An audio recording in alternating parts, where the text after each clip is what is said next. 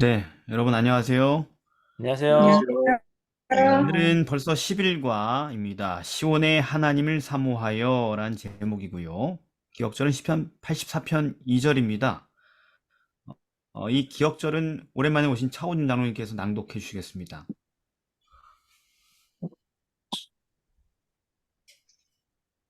화면에 나와 있습니다. 내 영혼이 여호와의 궁정을 사모하여 세약함이여 내 마음과 육체가 살아계시는 하나님께 부르짖나이다. 네, 아멘. 자, 오늘은 시온의 노래들이라는 시편들만 위주로 이제 공부를 하도록 배치가 됐어요. 시온에 대한 찬양들 시편 가운데. 네, 그래서 오늘은 한번 그 한 편 한 편 이것도 이렇게 배정이 돼 있으니까 그 한 편 한 편들 살펴보면서 우리 시온의 노래들을 한번 해석하고 나눠보도록 하겠습니다. 일요일입니다. 주의 성전에서의 한 날이 다른 첫날보다 나은즉. 예, 요거는 시편 84편 묵상이란 말이에요. 그럼 시편 84편을 읽어보시면 이 시편 기자가 얼마나 시온을 사모하고 있습니까? 또 왜 그렇게 시온을 사모한다고 합니까? 사모하여 세약할 만큼 거의 상사병 수준으로 사모하고 있고, 그 아, 이유는, 네, 시온에서는 하나님과 항상 함께 있을 수 있고, 그래서 그곳에서 힘과 평강을 얻고, 또 우리 마음의 쉼을 또 얻을 수 있으니까, 그렇게 사모한 것 같아요. 아, 그 상사병이라는 표현을 하셨는데 상사병들은 좀 걸려보셨나요? 살면서? 예, 조금 저 사춘기 어, 때? 상사병들 걸려보셨으면 알겠죠? 그죠? 얼마나 힘든지, 그죠? 좋아하는데 막 쇠약해지는 거, 네. 그죠? 그렇죠. 네. 좀 더 다른 표현을 하자면은 마치 마약 환자가 약을 갈망하듯 이렇게 해야지 와, 좀, 그죠? 세다. 여기, 예, 왜냐면 지금 보면 그렇잖아요. 이 내용들이 뭐, 네. 사모해서 쇠약해지고, 마음과 육체가 막 부르짖고 막, 그죠? 네. 예. 그리고 또 특별히 가장 좀 특별한 표현이 뭐냐 10절에 있는 표현만큼 오늘 제목이죠. 네. 예, 뭐냐면은 주의 궁정에서 하루가 다른 곳에서 천일보다 낫습니다. 음, 악인의 장막에 사는 것보다 차라리 하나님 집 문지기로 있는 게 좋습니다. 이런 게 그런 극적인 표현이죠. 얼마나 좋아하는지. 그렇죠. 근데 왜 그렇게 좋아요? 왜 도대체? 그 집이 뭐가 그렇게 좋아요? 거기는 뭐 한 100평 넘어요? 그래서 그런 거예요? 하나님이 너무 좋아서. 음. 여호와 그렇죠. 하나님 들어서. 그 집이 좋은 게 아니고 그 집에 계신 분이 좋아서 그렇다라는 거죠. 네. 예. 그러니까 어느 정도 좋냐? 다른 곳에서 영원히 내가 원하는 만큼 부귀 영화를 다 누리고 사는 것보다 단 하루 살고 죽는다 할지라도 거기에 하루만 살아봤으면 좋겠을 정도 좋은데 음. 그 이유는 거기가 하나님이 임재하시는 곳이었기 때문이다라는 것이죠. 그런데 그 좋아하고 사모하기만 하면 뭐예요? 여러분 상사병 걸리고 사랑이 이루어지지 않으면 어떻게 돼요? 힘들어요. 고통. 예, 별로 안 걸려봤네. 무슨 죽죠. 말라서 죽어. 아, 죽어가겠죠, 죽어. 아, 그죠? 말라 죽어. 예, 말라 죽어갈 거 아니에요. 뭐 상사병 나 걸렸어요. 그런데 살찌고 있는 사람들은 뭐가 잘못된 겁니다, 그죠? 네. 아, 거짓이구나. 그러니까 그런데 이 시편을 보니까 그 임재가 해결돼요? 아니면 해결되지 않아요? 해결이 돼요. 해결되잖아요. 어떻게 이 사람은 딱 보니까 시온에 있는 것 같지도 않은데, 예, 이게 뭐 다윗이 보통 썼잖아요. 대부분 시들은. 네. 수도에 근처에도 못 가고 맨날 도망 다니고 심지어 나라 바깥까지 쫓겨나서 사는 사람인데 그렇게 좋아한다고 해도 가까이 갈 수가 없는데 어떻게 이 사람은 어디에 있든지 하나님의 임재가 가득한 시온으로 신속히 다가갈 수 있었을까요? 그 비결이 뭘까요? 주께 힘을 얻고 그 마음이 시온의 대로가 있는 자는 복이 있나이다. 그래서요. 마음에 예. 하나님께로 바로 연결이 될 수 있는 대로가 있는 사람이었던 거예요. 좋아요. 도대체 그 그런데 마음속에 있는 시온의 대로라는 게 도대체 뭘까요? 어떻게 해야, 예수님. 예? 갑자기 웬 예수님이 나옵니까? 어떻게? 무슨 근거로요? 근거요? 근거는 그, 어, 예수님께서 그러니까 요한복음 14장에 예, 내가 너희를 위해 초소를 예배하러 간다고 말씀하시면서 이제 내가 가는 곳의 길을 너희가 알리라고 말씀하셨는데 제자들이 네. 그때 그 길을 어떻게 알 수 있냐고 묻는 제자들에게 예수님께서 직접 내가 곧 길이요 진리요 생명이니 나로 말미암지 않고는 아버지께로 올 자가 없느니라고 말씀을 하셨어요. 아, 좋습니다. 네. 그러니까 이게 같은 얘기예요. 내가 지금 가는 곳이 아버지 집이 어디예요? 시온이에요. 응. 아버지 임재가 있는 곳이. 근데 거기에 가는 그 길을 안 돼요. 우린 모르는데요? 알아. 뭔데요? 바로 나야. 이렇게 얘기하죠, 예수님이. 응. 시온으로 향하는 그 길은 나야. 나를 통하지 않고는 아버지 임재 속으로 들어올 사람이 없어. 이렇게 얘기하시죠. 그래서 네. 예수님이 그 대로입니다. 시온의 대로예요. 응. 우리는 마음속에 모신 예수님을 통해서, 만약에 우리 마음에 예수님이 계시다면 그분을 통하여 즉시 하나님의 임재 속으로 들어갈 수 있다는 것입니다. 응. 예수님은 우리의 지혜이고 명철이신 거예요. 그 문제의 해법인 겁니다. 그래서 그 가치가 무엇과도 비교할 수 없다고 하는 것입니다. 그래서 그러면은 왜 그렇게 많은 교회 다니는 사람들이, 그리스도인들이 시온 입장에 실패를 할까요? 하나님 임재로 들어가는 것을 거의 못하고 살까요? 대부분의 그리스도인들이. 왜냐하면 마태복음 네. 7장 13절 말씀처럼 좁은 문으로 들어가라. 음, 멸망으로 인도하는 문이 크고 그 길이 넓어 그리로 들어가는 자가 많고 생명으로 인도하는 문은 좁고 길이 협착하여 찾는 이가 적음이니라.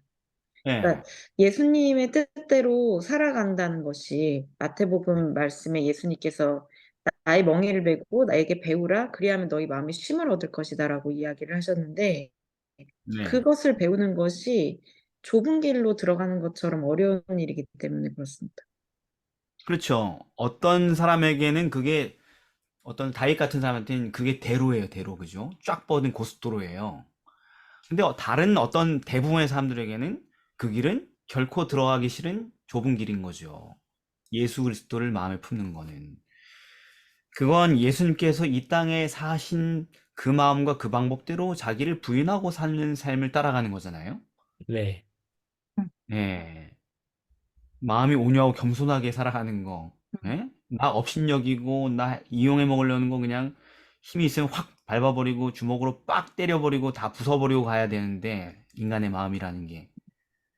예, 그런 거 하나도 못하고 그냥 예수님처럼 살아간다는 거 안 되죠. 그러니까 나는 할 수 있습니다 했던 베드로도 칼 빼들고 난리 쳤던 게 못하니까 그런 거죠. 안 되니까. 예. 그러나 정말로 그대로 결심하고 그 좁은 길로 들어서는 사람은 그게 왜 대로인지 금방 알게 된다라는 것입니다. 응.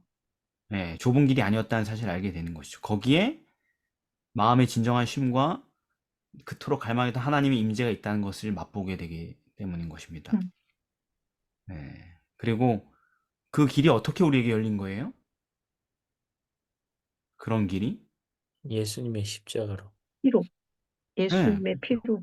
예, 히브리서 10장 19절에 보면은 우리가 예수의 피를 힘입어 성소에 들어갈 담력을 얻었으니, 하나님의 임재로 나갈 수 있는 우리가 그런 기회를 얻은 것은 예수님께서 피 흘리셨기 때문이다. 그런데 20절에 그 길이 뭐예요? 시온의 대로죠. 그죠? 네. 그 길은 우리를 위하여 휘장 가운데로 열어놓으신 새롭고 산 길이요. 휘장은 곧 저의 육체다.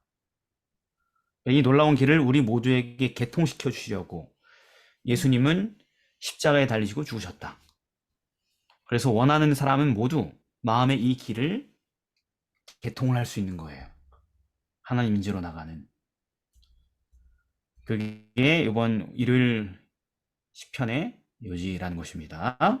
월요일입니다. 또 다른 시편. 예루살렘의 평화를 위한 기도. 예, 이거는 시편 몇 편이에요? 122편. 예. 편. 요번에 시편 좀 짧아서 여러분 지면에 압박이 좀 덜했을 거라고 생각합니다. 예, 시편 122편. 네, 입니다. 여기 보면은 사람이 내게 말하기를 여호와의 집에 올라가자 할 때 내가 기뻐하였도다. 예루살렘아 우리 발이 내 성문 안에 섰도다 하면서 시작하는데요. 이 시의 내용들 쭉 읽어보시니까 이 시는 어떤 상황에서 많이 불려진 찬양입니까? 성- 성전에 올라가는 노래니까 네. 예배하면서 여호와의 집에 올라가자 할 때 내가 기뻐하였도다. 그러니까는 네네. 예배 드리러 가면서 뭐 네. 예배를 준비하면서 이럴 때. 예, 좋습니다. 그런데 여러분, 단지 그렇게만 보기에는 많은 단서들이 있습니다. 왜냐하면은, 응. 우리는 예배 드리러 어디로 가요? 왜? 교회. 그래?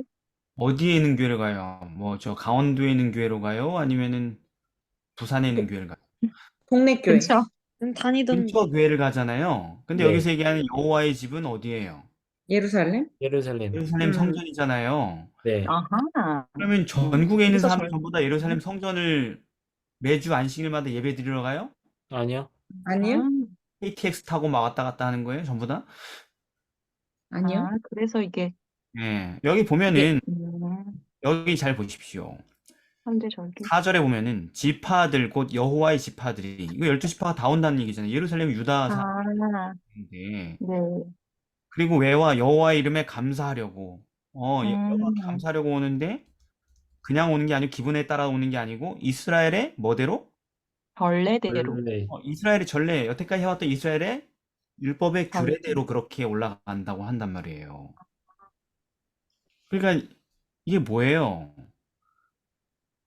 이스라엘 3대 절기 중 하나였겠네요, 이때가. 3대 절기 중 하나가 3대 절기 그냥. 예. 그래요?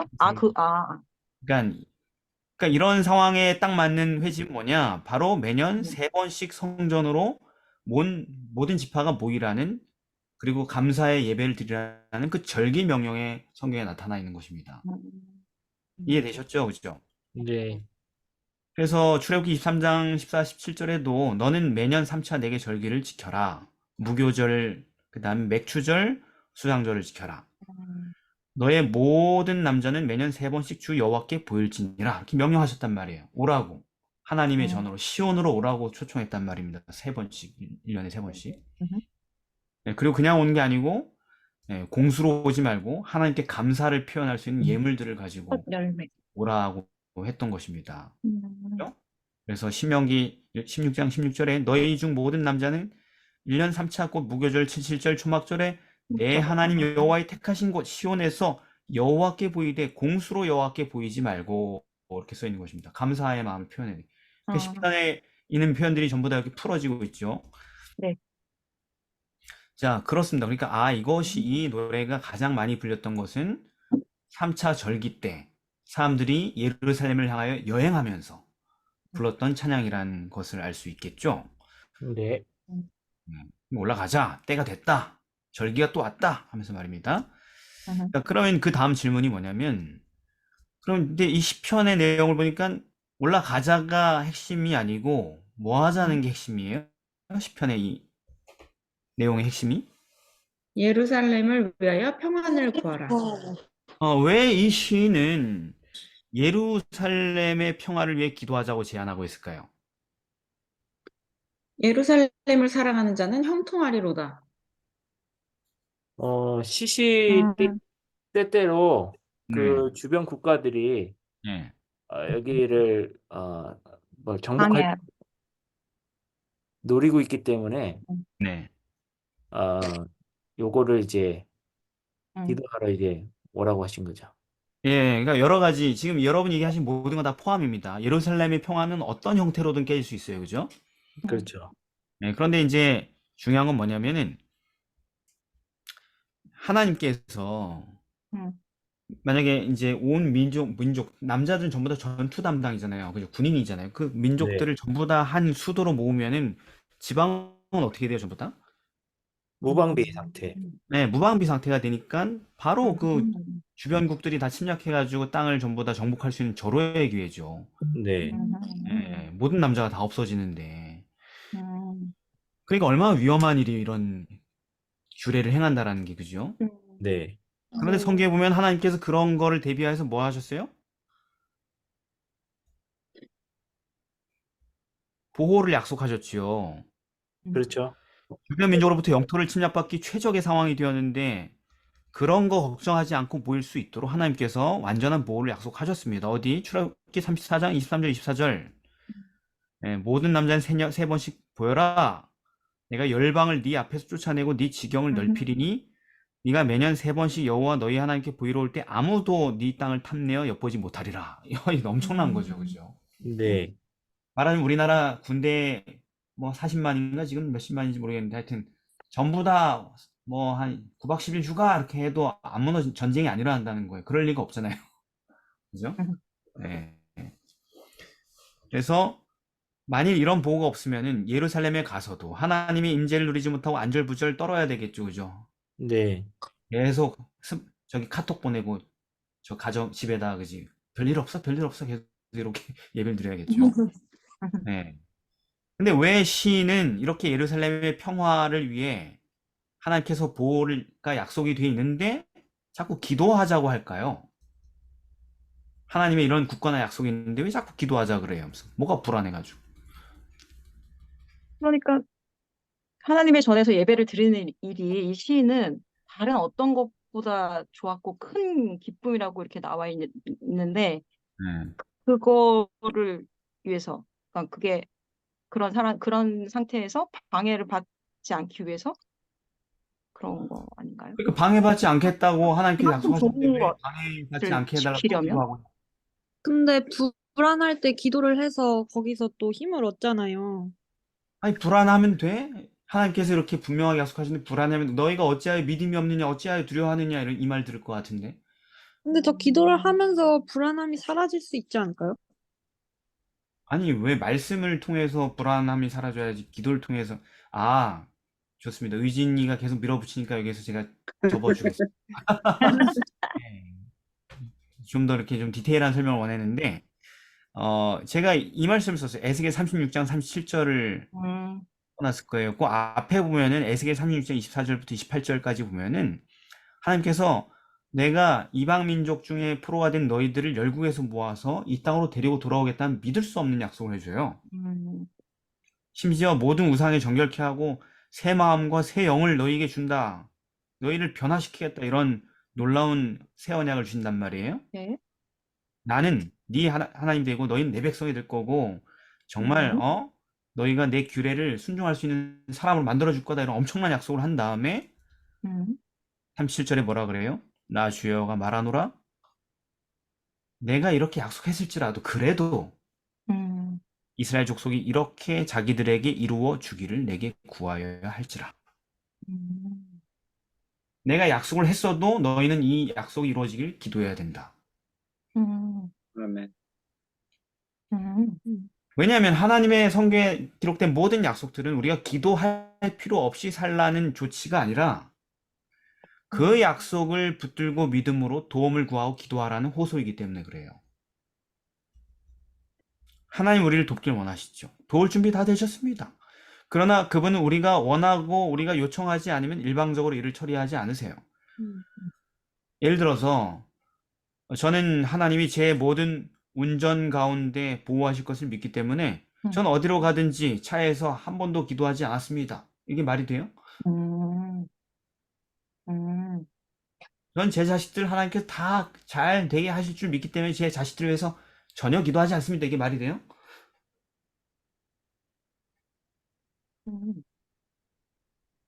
말 된다는 뜻인가? 분이 아니, 바보. 아니 말이 안 돼. 그런 의미구나. 말이 안 되잖아요, 그죠? 네. 그러니까 하나님의 약속에 문제가 있는 게 아니라 의진이가 얘기한 그거예요. 뭐냐면 하나님의 약속이 있어도 우리는 끊임없이 의심하고 불안하고 불신해요. 우리가. 네. 그래서 기도하는 겁니다. 우리의 믿음을 굳건히 하고 우리의 의사를 분명히 하기 위해서. 그러므로 이 시온의 노래는 하나님의 임재를 우리가 만족히 누리는 데 있어서 우리를 둘러싼 환경의 중요성에 관심을 가져야 된다는 얘기인 것입니다. 자, 첫날 중심은 뭐예요? 우리가 하나님 임재를 누림에 있어서 가장 중요한 요소가 뭐예요? 우리 마음의 내적 상태였죠, 그죠? 네. 마음에 하나님 대로가 있느냐 없느냐.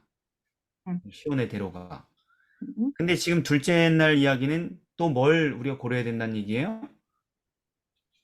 외적 상태. 네, 우리의 환경, 우리의 외적 상태에 대하여서 관심을 가지고 기도하라는 것입니다. 우리가 하나님의 임재를 풍요롭게 자유롭게 안전하게 누리기 위해서. 이해하시겠습니까? 네, 네.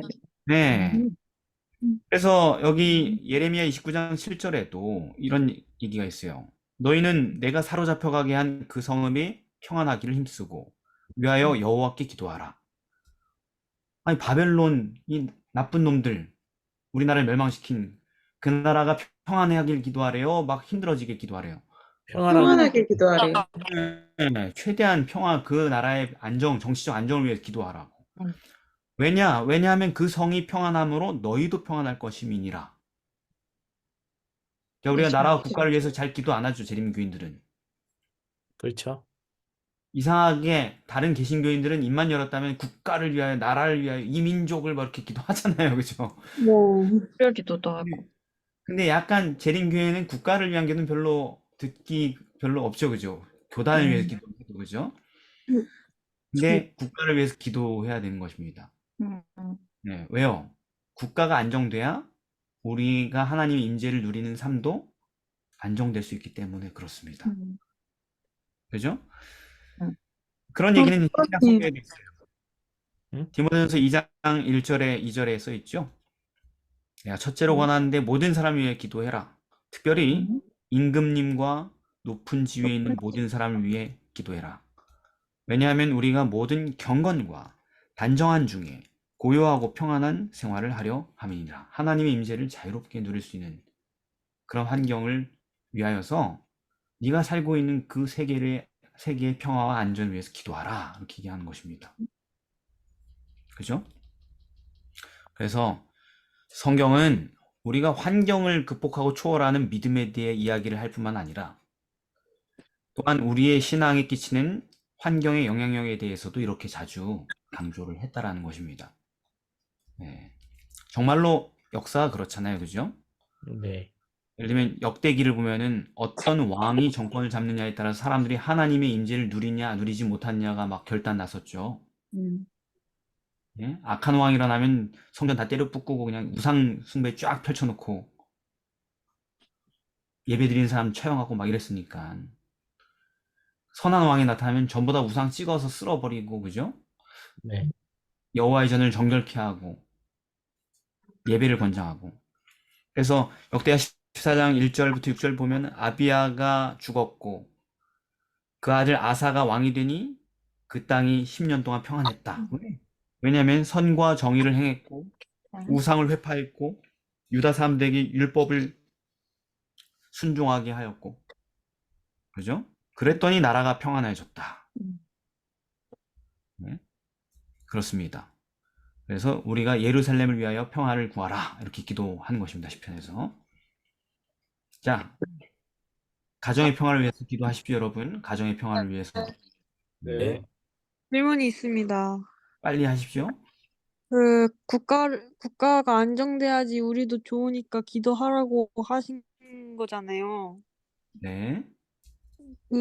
이기적이라고 볼 순 없나요? 내 유익을 위해서 기도하는 건. 역시 안혜진 청년 옛날 처음 만났을 때부터 했던 똑같은 얘기들 또 묻고 있네요. 그죠? 아, 그래요? 예를 들면 그리스도인이 행복을 추구하면 이기적인 거예요? 그렇진 않은데요? 그럼 우리나라가 잘 되면 이기적인 거예요? 내가 우리나라가 잘 되길 바라면 이기적인 거예요? 그럼 나도 좋고 너도 좋으면 된 건가요? 그래, 그렇죠, 당연히. 음, 예, 이기적이라는 건 뭐냐면 나를 위해서 다른 사람을 희생시키는 게 이기적인 거죠. 그럼 나를 위해서 다른 사람도 좋게 하면은 그건 이기적이 아닌 거예요? 그걸 이타적이라고 그러죠. 아, 그래요? 다른 사람을 위해서 나를 희생하면 이타적이라고 그런 겁니다. 예. 좋은 질문입니다. 예, 가끔 잊을 수도 있으니까 우리가 화요일입니다. 시온 열방의 번양 자, 요건 시편 몇 편입니까? 87편입니다. 1편. 7편 이것도 역시 짧아요. 감사하게도. 예, 그 기지가 성산에 있으며 여호와께서 야곱의 모든 거처보다 시온의 문들을 사랑하신도다. 하나님의 성이여 너를 가리켜 영광스럽다 말한도다 하면서 쭉 나간단 말이에요. 네.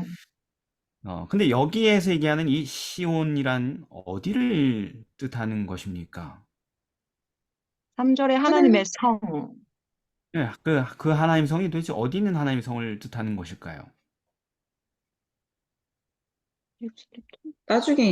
나중에 그 하늘나라 가서 있는 그 하늘 예루살렘 성 아니에요? 왜 그렇게 얘기하는 근거가 뭡니까? 본문에서. 음, 우리가 지금까지 성경을 읽었을 때 하나님께서 그 지존자가 친히 시온을 세우리라 하셨도다.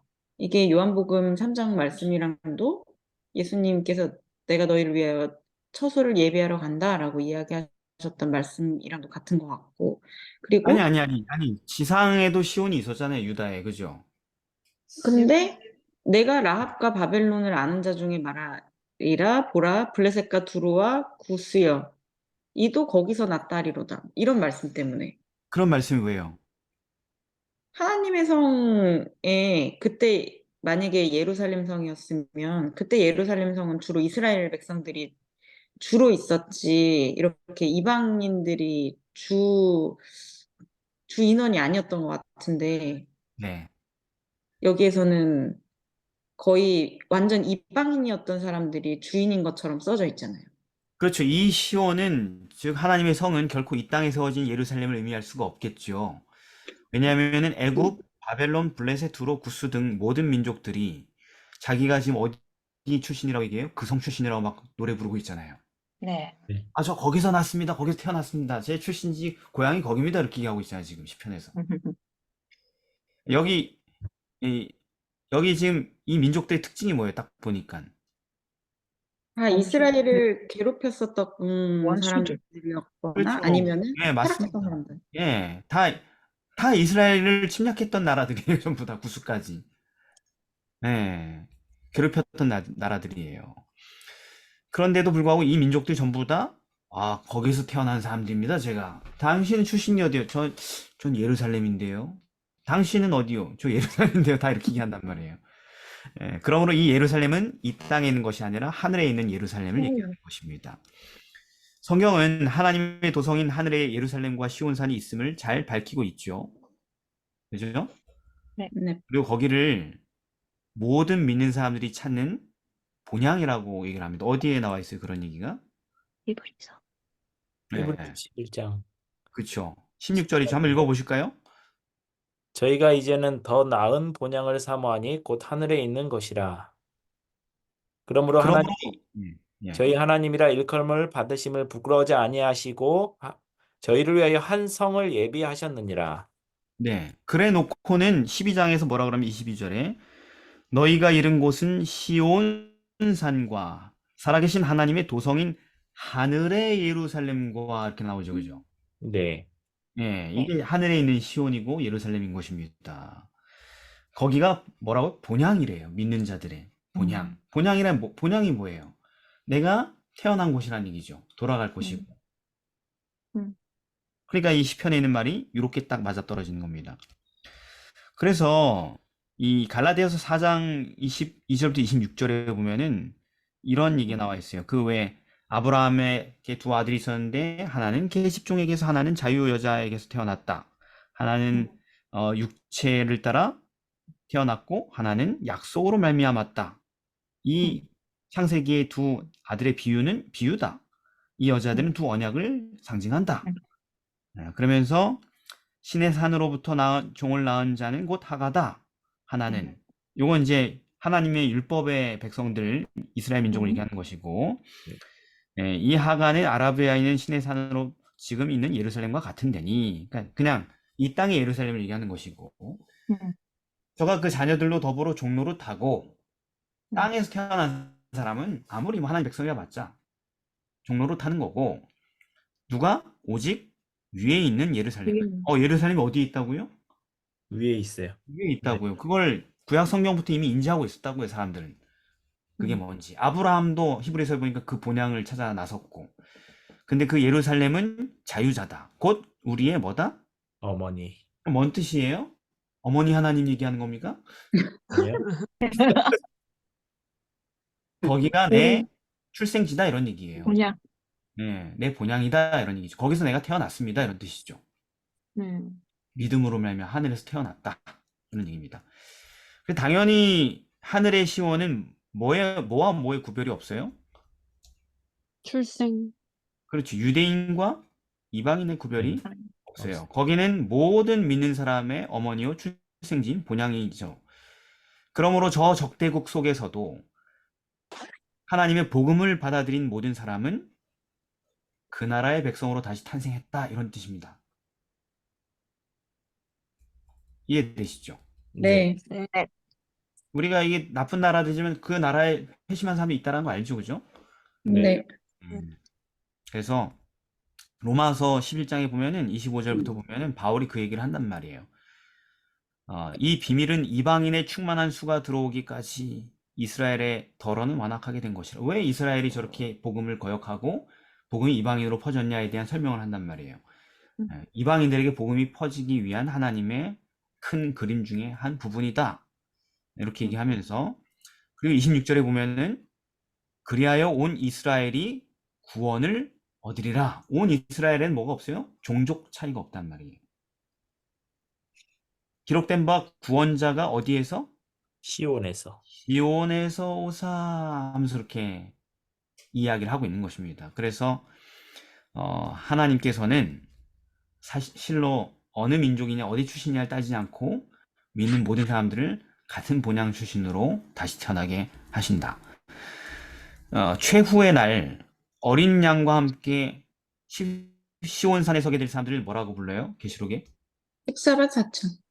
14만 4천이 어떻게 나온 수예요? 그게 계시록을 연구해 보면은 14 곱하기 그 12,000. 그죠?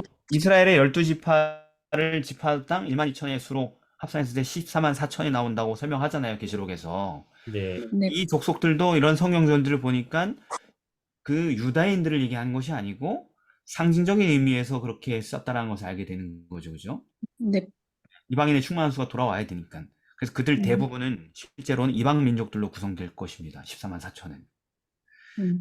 그러나 그들의 이마에는 다 뭐 중국, 한국, 일본 막 태어났다 할지라도 이마에는 다 뭐가 써 있어요? 어린 하나님 양의 이름. 어린 양의 어린 이름과 양과 하나님의 하나님. 이름이 적혀 있다. 이게 메이드 인 시온이라는 얘기죠. 메이드 인 시온. 거기서 난 사람들이라는 얘기죠. 네. 네.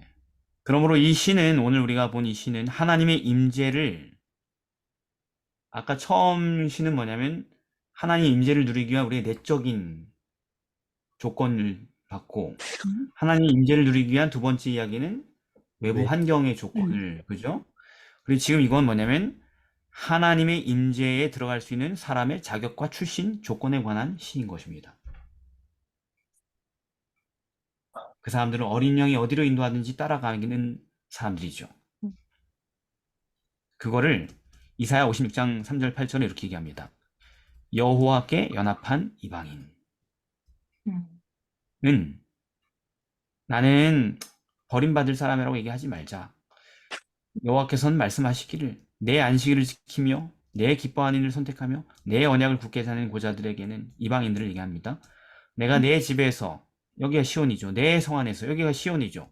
자녀보다 나은 기념물과 이름을 주며 영원한 이름을 주어 끊어지지 않게 할 것이다. 나 여호와에게 연합하여 섬기며 내 이름을 사랑하며 내 종이 되며 안식일을 지켜 더럽히지 아니하며 내 언약을 굳게 지키는 이방인마다 나의 성산으로 시온으로 인도하여 내 기도하는 내 집에서 시온에서 그들을 기쁘게 할 것이며 그들의 예배를 받게 되리니 내 집은 만민이 기도하는 집이다. 무슨 얘기냐면 시온은 모든 민족들이 함께 모여서 예배하는 곳이 될 것이다. 이스라엘의 쫓겨난 자를 모으는 주 여호와가 말한다. 내가 이미 모은 본 백성 외에 또 모아 그에게 속하게 하리라. 여러 민족 가운데에서. 그러니까 이 시편을 보니까 우리에게 의미가 있습니까? 없습니까? 있습니다. 네. 우리에게 기회가 있어요. 하나님의 임재를 얻을 수 있는, 시온으로 향할 수 있는 우리에게 자격과 조건들이 주어져 있는 것입니다.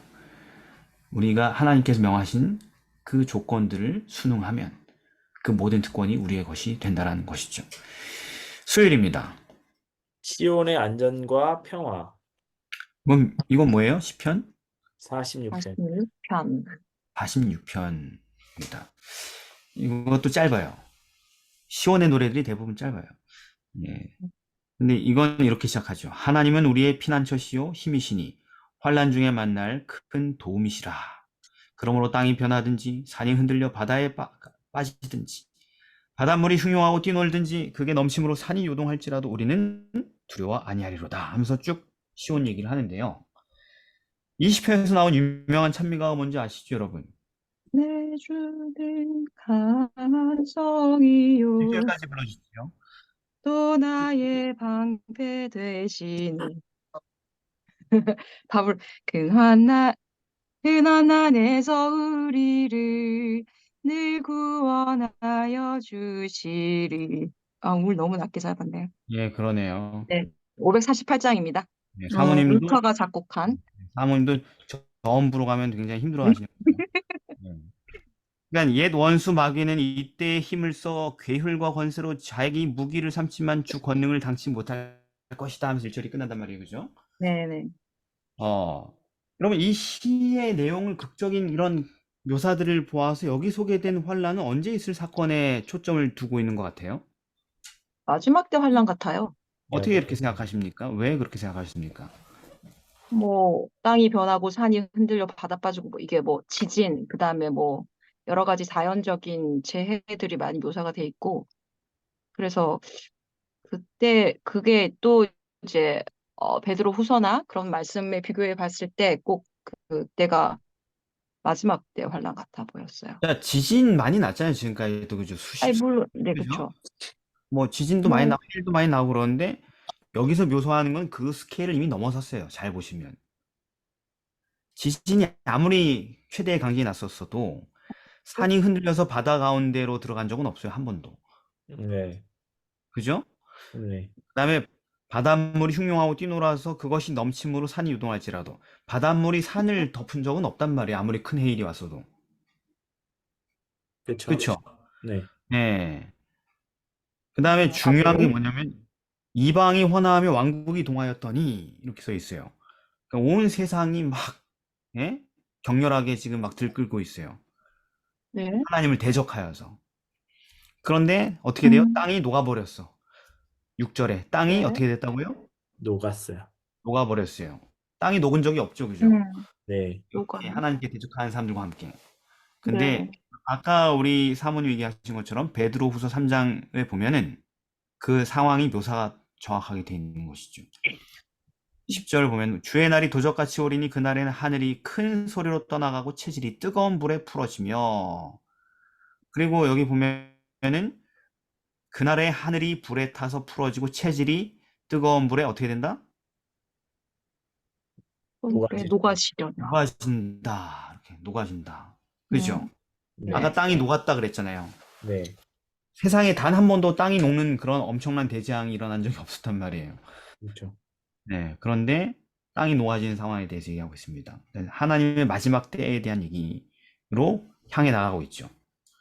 네, 그때 하나님의 백성들을 위협하는 세상의 사람들과 자연의 큰 엄청난 위협 이런 것들을 묘사하고 있는 것입니다. 그런데 산이 흔들리고 뭐 이렇게 되는 모든 것이 세상 끝 최후의 심판을 연상케 하는데 그런 대격변과 지구 멸망의 날이 그럼 상상을 해보면 얼마나 무서운 날이에요. 그렇죠. 네, 우리는 좀 가난해가지고 조금만 재난이 와도 다 죽잖아요. 그렇죠. 핵전쟁만 일어나도 다 죽는 사람들 아니에요, 여기? 네. 뭐 좀 뾰족한 수 있는 분 있어요? 지하에 벙커라도 파둔 분 계세요? 광고 파도 안 되죠. 아니, 핵벙커 같은 거 없어요? 뭐 그런 거, 다혜는 그런 거 투자한 거 없나, 어디? 아이, 참, 가난하구나. 아무튼, 그게 없잖아요, 그죠? 진짜 부자들은 핵벙커를 갖고 있단 말이에요. 긴급 그렇다 하더라고요. 도망가가지고 핵벙커로 들어가서 산단 말이에요. 정부 요인들이나. 그러니까 우리 같은 사람들이 그죠? 조금만 전기 끊기고 한파오고 그러면 막 얼어 죽고 그럴 사람들이. 그죠? 네. 네. 그런데, 여기 보면은, 어때요? 그럴지라도 하나님의 백성들은 어떻대요? 시편에 보니까?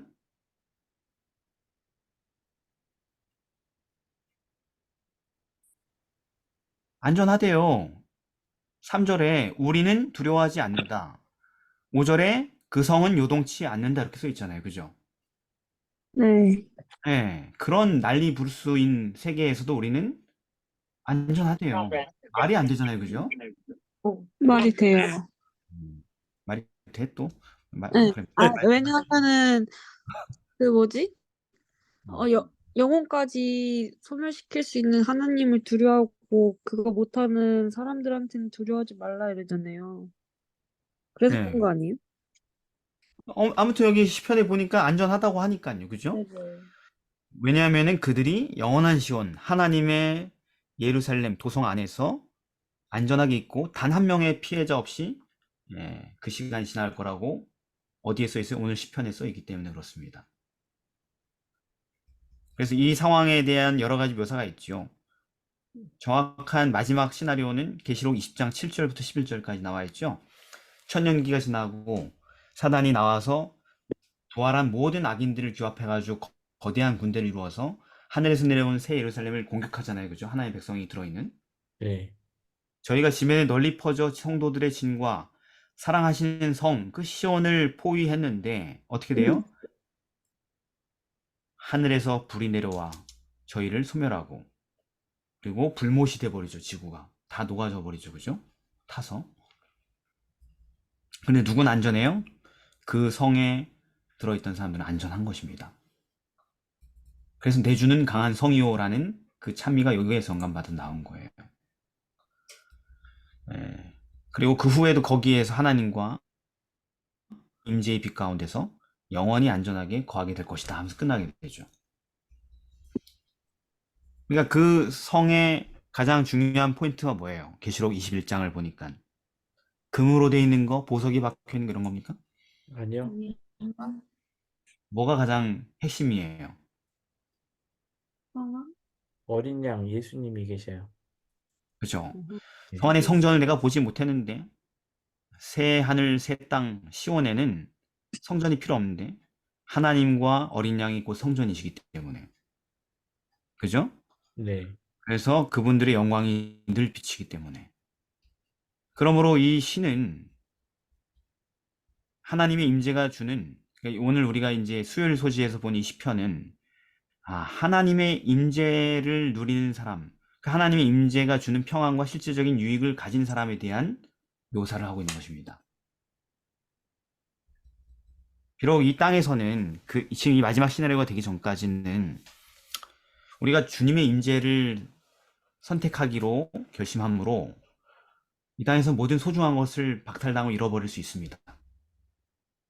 왜요? 그런 사람을 세상은 싫어하고 마귀는 대적하니까. 그러나 죽음이 잔인하게 우리의 숨통마저 끊을지라도 우리의 생명은 어때요? 안전합니다. 네. 사무엘상 25장 29절 읽어보겠습니다. 누가?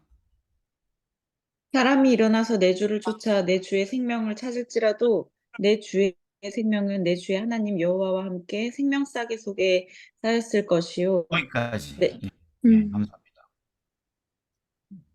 무슨 얘기냐면은 죽어도 죽은 게 아니라는 거죠. 네. 생명 싸개 속에 잘 쌓여 있다는 것입니다. 칼 맞아 죽었다 할지라도, 총 맞아 죽었다 할지라도. 그거를 뭐라고 예수님은 표현하냐면 몸은 죽여도 영혼은 능히 죽이지 못하는 자들 두려워하지 말고 오직 몸과 영혼을 능히 지옥에 멸하시는 자를 두려워하라. 이렇게 얘기하셨어요. 참새도 한 마리도 그냥 떨어지지 않는다. 하나님의 허락이 없으면. 근데 우리는 머리털까지 다 하나님께서 제 머리털 빠지는 걸 잘 알고 계시겠죠. 그죠? 그거를 다 세시기 때문에 우리가 두려워할 필요가 없다. 우리는 참새보다 귀하다. 아멘. 네. 자, 이 시편의 핵심 뭐라고요? 하나님의 임재를 경험하는 사람들이 실제로 어떤 삶을 사는가를 얘기하는 것입니다. 불안하고 두려워하지 않는다고요. 우리가 불안에 늘 쩔어 있고 두려움에 눌려 사는 것은 다 뭐예요? 하나님의 임재를 느끼지 못하고 살기 때문에 그러니까 믿음으로 시온을 우리의 삶의 최우선으로 택하지 않고 살기 때문에 그런 거예요. 왜 우리 제자들이 그죠? 풍랑을 만났잖아요. 예수님과 함께 가다가. 예수님은 풍랑 속에서 편안하게 자고 계신데, 그죠? 제자들은 막 죽을 뚱살뚱, 그죠? 울부짖으면서 난리가 났습니다. 그죠? 체면도 뭣도 없이 그냥. 그래서 예수님이 일어나가지고 딱 평정케 한 다음에 뭐라고 하셔요? 어찌 이렇게 무서워하느냐? 너희가 어찌 믿음이 없느냐? 이렇게 얘기한단 말이에요. 예를 들어 저희 같은 목회자들도 모이면은, 목회자들끼리 이렇게 뭐 한 몇 명만 모이면은 믿음에 대한 얘기 잘 안 해요, 우리가. 미래의 불안에 대해서만 얘기하지. 네, 희한하게. 다들 막 고민하다가 사람들 만나면 이제 뭐 터놓을 때가 생기면은 그런 말들이 더 많이 나온다고. 야, 우리 어떻게 되냐? 미래 어떻게 되냐? 뭐, 우리 합회 어떻게 되냐? 연합회 미래가 어떻게 되냐? 우리가 뭐 끝까지 목회를 할 수 있을까? 뭐 등등 이런 얘기들 많이 한단 말이죠. 그런데 교인들도 그렇죠? 그렇죠. 네. 음. 우리가 하나님의 임재 가운데 거하지 않기 때문에. 우리가 하나님을 우리의 삶으로 모셔드리지 않기 때문에 그런 두려움에 시달린다는 것인데, 이 제자들처럼 말이죠. 예수님이 자기 배에 있었는데도 불구하고 없는 것처럼 살았던 것이죠. 네. 그러나 믿는 자에게 뭐가 없다는 거예요, 결국? 능치 그렇지 못할 못할 네, 두려움이 없다. 없다라는 것입니다. 이게 엄청난 거죠. 말로는 꾸며낼 수 있지만 실제로 이걸 가졌다라는 건 정말 엄청난 거죠. 이 세상에서, 네. 특히 불안한 세상에서 말입니다. 음. 우리가 잘 아는 그 요한 웨슬리가 배를 타고, 그죠? 미국으로 선교사 가려다가 그 배가 뭘 만나요? 풍랑. 큰 풍랑을 만났잖아요, 그죠? 그래서 그게 너무 심해가지고 다 정말 죽는 줄 알고 전부 다 아우성 치고 막 난리 부르스 쳤지 않습니까? 비명 지르고 남자하고 뭐고. 웨슬리도 떨었어요. 아, 내가 아직 죽을 준비가 안 됐구나. 내가 아직 하나님을 신뢰하지 못하는구나. 그렇게 근심했는데, 그 죽음의 공포 가운데서. 근데 웨슬리 눈에 딱 띈 사람도 있었어. 누구예요? 그 뭔 종교인데? 모라비아 교도들이죠. 모라비아 교도들, 그러니까 하나의 기독교 종파였습니다. 독일에서는. 예, 아주 보수적이고 정통 신앙을 유지했던 모라비아 교도들은 이미 풍랑이 오기 전부터 웨슬리 눈에 자꾸 들어왔단 말이에요. 자기랑 달라. 자기 수준을 넘어섰어. 예, 사람들이 하기 싫은 더럽고 추한 일들 알아서 탁 하고, 사람들이 비아냥거리거나 해도 욱하지 않고, 심지어 사람들이 어깨 빵으로 팍 치고 넘어뜨리고 와도 욱하지 않고, 표정 하나 틀어지지 않고 툭툭 털고 다시 갈던 길 가고, 막 이런 것들이 되게 눈길을 끌었었는데, 최종적인 테스트가 뭐였어요? 예, 죽음의 위기였던 것이죠. 근데 모라비아 교도들 또 봤어. 이 사람들 어떻게 하고 있나? 난 이렇게 떨고 있는데. 봤더니 어때요? 아무도, 예, 아무도 두려워하지 않아. 다 죽기 직전인데 난리가 났는데, 모라비아 교도들은 다 시편을 조용히 읊조리면서 기도하고 있어요. 태연한 모습으로. 그 와중에 이건 마치 비행기가 빵 폭발하면서 옆구리가 딱 뜯겨 나가면서 우리가 허공으로 탁 튕겨 나가가지고 자유 낙하를 쫙 하고 있는데 금방 떨어져 죽잖아요, 그죠? 그렇죠. 아이고. 그런데 자유 낙하하면서 시편을 암송하는 거랑 비슷한 상황이죠. 상상이 안 되죠, 그죠? 잘. 상상이 안 되고, 네. 될거 대단한데. 그거 하려면 평소에 네. 외우는 습관이 잘 있어야 될 것 같아요. 아니, 외울 순 있지. 아무리 외운다 해도, 나도 외워지긴 할 거야. 입에 하도 이게 붙어가지고 외우긴 할 거야. 막. 근데 그게 태어나지 않겠죠, 제가. 그죠? 자, 그러니까 이거를 암송을 얼마나 하냐, 이게 중요한 게 아니고, 어떻게 그렇게 태어날 수 있냐는 거죠. 죽음이 바로 코앞에 있는데, 목전에 왔는데. 예, 총구가 바로 이렇게 머리를 향하고 있는데, 바로 앞에서. 어떻게 이렇게 행동할 수 있냐는 그것에 웨슬리가 충격을 받은 거예요. 인생의 가장 큰 충격을 받은 거예요. 신앙을 하면서. 그리고 풍랑에서 마침내 결국 구사일생으로 다 살았는데, 인터뷰를 했는데, 심지어 그 집단에는 누구도 있어요? 어린 아이들도 있단 말이에요. 어린 미취학 아동이나 초딩 같은 아이들도. 근데 그 아이들도 무서워해서 안 무서워했어요. 무서웠어. 애들도 안 무서워했단 말이에요. 이건 정말 우리가 정말 수치스러운 거예요.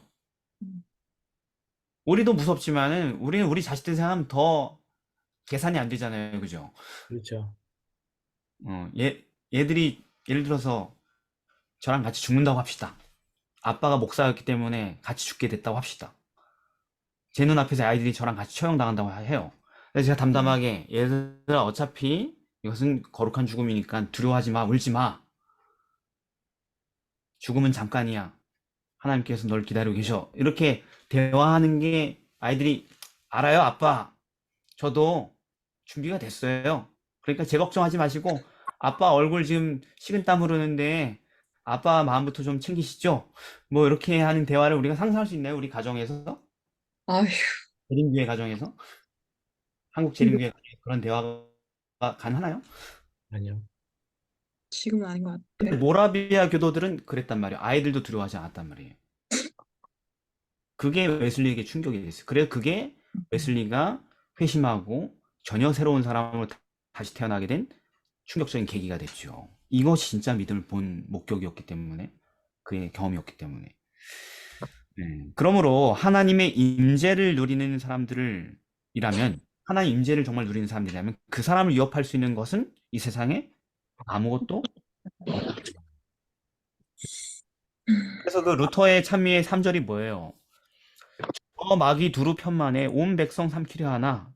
상황이 좋지 않아요. 아무리 하나님 대단하다 그래도 현실은 그렇지 않아요. 그런데 겁내지 말고 싸우라, 진리로 승리하리라. 이게 뭐 상대방이랑 치고받고 싸워서 패권을 주는 게 아니고 그냥 순교를 얘기하는 거예요. 겁내지 말고 순교하라고. 그게 승리라고.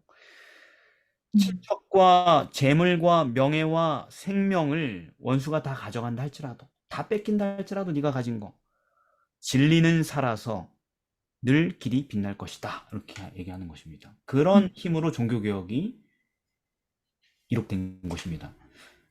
두려움 없는 사람들로 말미암아. 그래서 히브리서 11장에 보면은 이런 말이 있어요. 뒷부분에 가면은 또 어떤 이들은 더 좋은 부활을 얻고자 하여 악형을 받되 구차히 면하지 아니하였으며, 또 어떤 이들은 희롱과 채찍질 뿐 아니라 결박과 감옥에 갇히는 시험도 받았으며, 돌로 쳐 죽이는 것과 톱으로 켜 죽이는 것과 시험과 칼에 죽는 것을 당하고, 양과 염소의 가죽을 입고 유리하여 궁핍과 환난과 학대를 받았으니 이런 사람은 세상이 감당하지 못하도다. 이런 사람은 세상이 감당하지 못하죠, 그죠? 네. 협박이라는 게 먹힐 수가 없는 것입니다. 네. 그게 제가 무슨 얘기를 하는 거냐면 하나님의 임재를 누리는 사람은 이런 삶을 살 수 있게 된다는 것입니다. 마지막 목요일입니다. 요동하지 않는 시온산처럼. 예, 마지막 시편은 시편 125편입니다. 역시 짧습니다. 5절까지밖에 없어요. 그런데 이 시편을 보니까 우리가 지금 오늘 공부한 거 수요일 요지랑 계속 이어지는데요. 이 시는 하나님의 임재 가운데 사는 사람의 상태를 뭐에 비유했어요? 시온산. 시온산에 뭐에 비유했어요? 이 요동치 않고 영원히 있음 같도다. 그게 1절이죠, 그죠? 네. 마치 시온산이 어떤 환경적 재앙에도 요동하지 않고 영원히 그대로 서 있는 것처럼 하나님의 임재 가운데 있는 사람은 그러하다. 또 어떠냐? 2절은 뭐라고 써 있어요? 산들이 예루살렘을 두른같이 여호와께서 그 백성을 지금부터 영원까지 두르시리로다.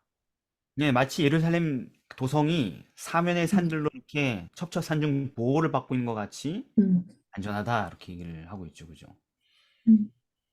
네. 마치 어떤 모습과 같아요? 우리 다니엘과 새 친구들의 모습과 같죠, 그죠? 네. 네, 그렇게 안정되어 있는 사람들. 온 세상의 권력과 폭력이 나를 향하여서 목숨을 끊기 위해서 위협하고 있는데 아주 극악한 그런 최악의 고통과 위압으로 말이죠. 그런데 호흡 하나 흐트러지지 않아요. 네, 왜 사람이 위협을 만나면 일단 아드레날린이 분비되고, 그죠? 네. 네, 근육이 긴장되고 숨이 가빠지고 그래야 되는데 사드락과 메삭과 아벳네고 하는 말, 숨이 가쁜 것 같아요? 안 가쁜 것 같아요? 안 갚은 것 같아. 버벅거리는 것 같아요? 아니면 막 쫙 이렇게 얘기해요? 단호하고. 쫙 얘기하는 것 같아. 저는 겁이 많아가지고 설교단에서 설교를 하다가 이게 지금 현재 저 회중들하고 안 맞아가지고 회중들이 나를 증오할 것 같다 하는 시점이 올 때가 많단 말이에요. 음. 그러면은 그럼 어떻게 되냐면 제가 말을 더듬어요. 아세요, 여러분? 티 안 납니다. 다시 몰랐는데? 네, 안 그러고 싶어도 말이 더듬는 나를 만나요. 입이 마르고. 아무도 모릅니다. 아니, 몰라도 상관없어요. 내가 그렇다고. 그래, 네네. 그렇다니까. 내가 그렇다고요, 내가. 네? 예. 그러니까 그런데 이 사드락과 메삭과 아벳노고는 입도 안 마른 것 같아. 입이 아주 부드럽게 움직여요. 아. 예. 느부갓네살이여, 우리가 이 일에 대하여 왕에게 대답할 필요가 없습니다. 만일 그럴 것이면 왕이여, 우리가 섬기는 우리 하나님이 우리를 극렬히 타는 풀무 가운데 능히 건져내시겠고 왕의 손에서 건져내시리이다. 그리 아니하실지라도 왕이여, 우리가 왕의 신들을 섬기지도 아니하고 왕의 세우신 금신상에 절하지도 아니할 줄 아옵소서. 와, 우리 알라. 저는 이렇게 사는 게 꿈이에요. 이렇게 된 게 이상향이에요. 그래서 목사님 이렇게 낭독해 주니까 느낌 오네요. 멋있는데? 이렇게 되고 음. 싶은데 저는 정말 많은 위협을 받았는데, 협박을 많이 받아봤는데 그럴 때 말이 약간 꼬이는 게 너무 부끄러워요. 자꾸 이렇게 대답하다 말이 꼬이거나 뭔가 이렇게 더듬거나 이런 게 너무 수치스러워요, 제가. 어떻게 말해야 되는지. 예. 음. 저는 제가 흉내를 안 내겠습니다. 다니엘도 뭐 조서에 어인이 찍힌 것을 알고도 자기 집에 가서 그 방에 예루살렘에 열린 창에서 열린 창. 놓고 다 보라고 하면서 막 기도하고 감사하고 막 이런 거 말이죠. 예. 보통은 안 멋있죠. 그런단 말이에요. 위협을 받으면 창문을 조용히 닫고, 성경에 그죠? 네 골방에 들어가 문을 닫고 기도하라 했으니까 이번에 문을 닫고 기도해야겠구나, 이렇게 되는 게 인간이란 말이에요. 네. 자, 그런데 이렇게 확고한 평강이 있는데 하나님의 임재 가운데 있는 사람들은 네. 만일 이런 확고한 평강이 그 사람에게서 무너지는 그 유일한 이유가 뭘까요?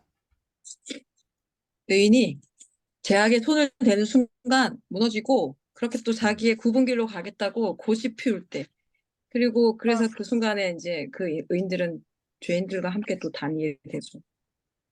그리고 하나님 그거를 그냥 주시는 것 같아요. 고집을 하면. 예, 여기 시편에 써 있잖아요, 뒷부분에. 그죠? 네. 이게 핵심이에요. 이게 핵심이에요. 뒷부분이 우리를 향한 가르침인 거예요. 네. 악인의 권세가 의인의 업에 미치지 못합니다. 왜냐하면 의인으로 죄악에 손을 대지 않게 하기 때문이죠, 하나님께서. 네. 그건 무슨 반대로 의인이 죄악에 손을 대면 다 무너지는 거예요. 조금이라도 양심에 어긋나는 길을 노선을 가면 그 다음부터 끝나는 거예요. 예. 자기의 굽은 길로 치우치는 자를 여호와께서 죄악을 짓는 자와 함께 다니게 하시리로다. 이스라엘에게는 평강이 있을지어다. 그러나 누구에겐 평강이 없어요? 악인. 예. 예, 하나님 말씀에 악인에겐 평강이 없다 하셨느니라. 이사야 57장 21절. 이렇게 짝을 이루는 겁니다. 저게 아까. 네.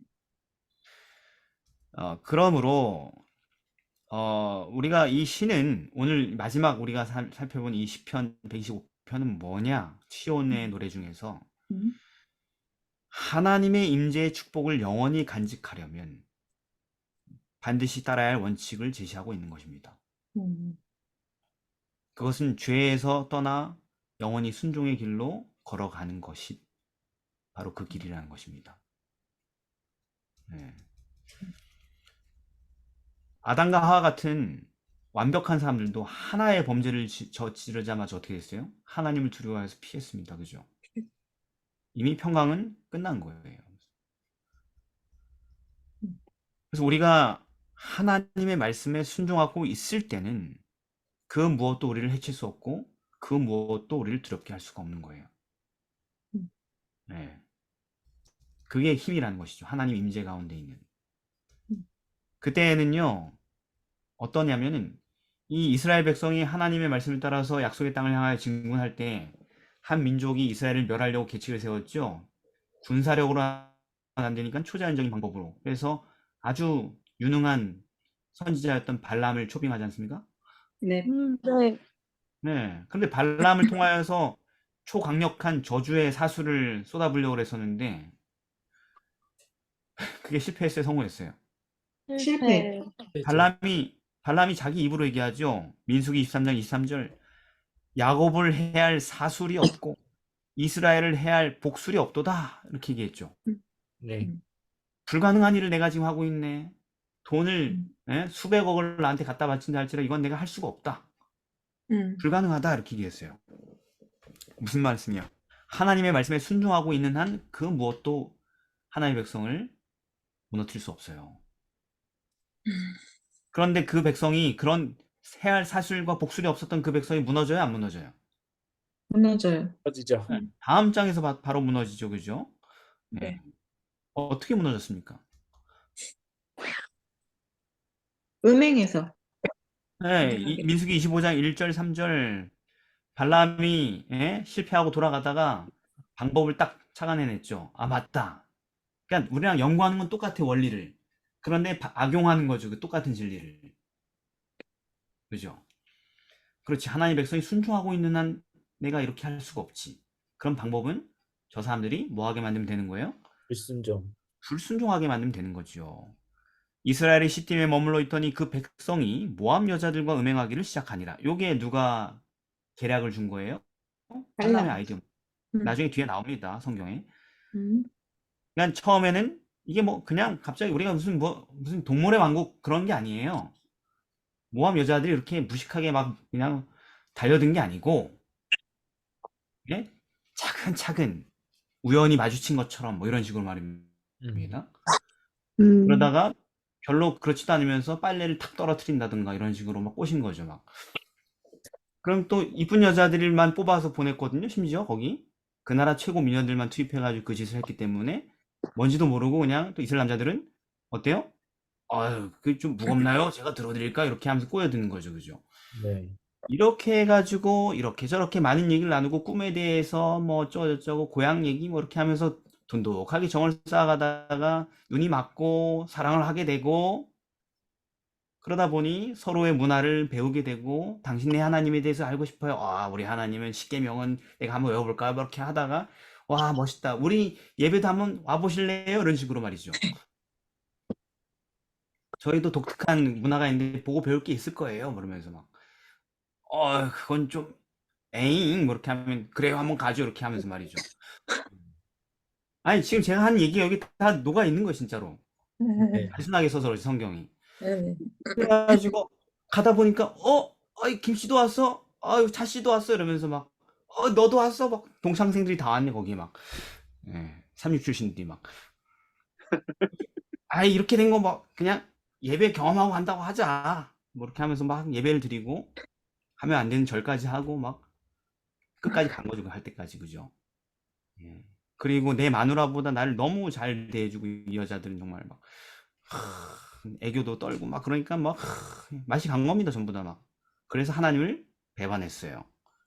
그래서 여기 보면 성경에 뭐라고 썼냐면은 그 여자들이 그 신들에게 제사할 때 백성을 청하며 백성이 먹고, 그죠? 제사에 초청했죠. 신들에게 절함으로 이스라엘이 바알볼에게 부속된지라, 이렇게 됐어요. 이게 뭐예요? 계명을 어기고 불순종의 길로 행하면 이제까지 그를 보호하던 모든 임재는 사라지고 보호의 손길이 거두어지게 되는 원리였다는 것입니다. 그래서 엄청나게 많은 사람이 죽게 되죠, 멸망하고. 그래서 잠언 10장 29절엔 여호와의 도가 정직한 자에게는 산성이요 행악한 자에게는 멸망이니라. 행악한 자에게 멸망이니라 인 것입니다. 그러니까 여호와의 도가 핵심이에요. 당신이 예수 그리스도를 말미암아 죄 사함 받고 구원을 받았습니까? 그래서 새 사람이 되었습니까? 남은 인생은 어떻게 안전하게 사는 거예요? 하나님의 계명에 순종함으로. 그것만이 유일한 안전책이라는 것입니다. 그러므로 우리의 영혼에 항상 두 가지 메시지가 들어올 건데, 그 중에 사단의 음성이 아니라 하나님의 음성을 듣고 성실하게 그 길을 따라가자. 사도 바울은 말합니다. 너희가 육신대로 살면 반드시 죽을 것이로되. 그 너희가 뭐냐면 구원받은 사람들, 여기서 문맥상. 네가 구원을 확실하게 받았다 할지라도, 용서를 받았다 할지라도 남은 생애를 육신대로 살면 반드시 죽을 것이다. 하지만 이제 앞으로 남은 생애를 영으로서 몸의 행실을 죽이면, 하나님의 계명에 순종한 삶을 살면 살 것이다 라고 얘기하신 것이죠. 로마서 8장 13절 말씀입니다. 네, 그래서 그러므로 여러분 늘 시온을 마음에 품고 하나님의 임재 가운데 걸어갑시다. 아멘. 아멘. 그의 법을 사랑하는 자에게는 큰 평안이 있으니 저희에게 장애물이 없으리로다. 없으리다. 주의 아멘. 법을 실행하고 있는 그것이 곧 하나님의 임재 가운데 바로 들어간 것입니다. 그게 바로 그를 통한 시온의 대로의 소위 뭐죠? 톨게이트를 이제 들어서서 고속도로에 들어간 것입니다. 아멘. 저와 여러분 이런 평안의 삶을 살게 되길 바랍니다. 질의응답은 기도 마치고 끝나고 하겠습니다. 기도하겠습니다. 사랑의 아버지 하나님, 오늘 시편의 시온의 노래들을 살펴보았습니다.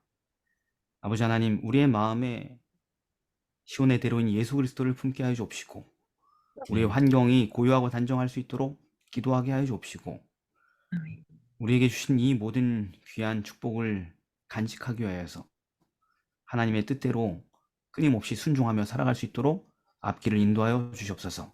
그래서 우리로 하여금 농치 않은 시온 산처럼 굳건하게 서게 하여 주옵시길 예수님의 이름으로 기도드립니다. 아멘. 아멘.